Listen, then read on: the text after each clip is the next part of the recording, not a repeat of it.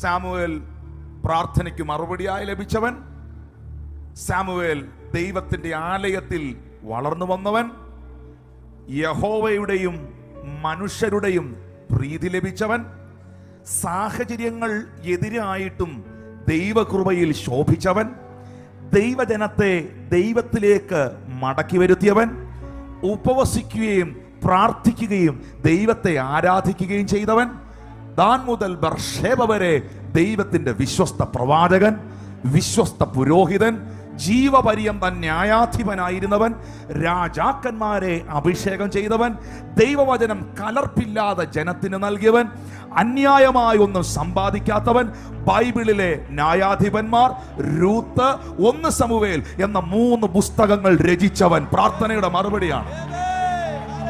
പ്രാർത്ഥനയുടെ മറുപടിയാണ്. ഞാൻ എണ്ണീട്ടും തീരുന്നില്ല. പ്രാർത്ഥനയുടെ മറുപടി ഒരിക്കലും ചെറുതായി പോകില്ല. ദൈവസന്നിധിയിൽ ഹന്നായെ പോലെ ഇന്ന് പകൽ എന്തിനൊക്കെയോ വെയിറ്റ് ചെയ്തിരിക്കുന്നവരിവിടെ ഉണ്ട്. സാഹചര്യങ്ങൾ നിന്നെ വിഷമിപ്പിക്കുന്നുണ്ടായിരിക്കും, ചില സംഭവങ്ങൾ നിന്നെ ഡൗൺ ആക്കുന്നുണ്ടായിരിക്കും. പക്ഷെ വീണ്ടും ഞാൻ എടുത്തു പറയുന്നു, നീയേ ജയിക്കത്തുള്ളൂ. ജയം നിനക്കുള്ളതാണ്, വിജയം നിനക്കുള്ളതാണ്, മറുപടി നിനക്കുള്ളതാണ്.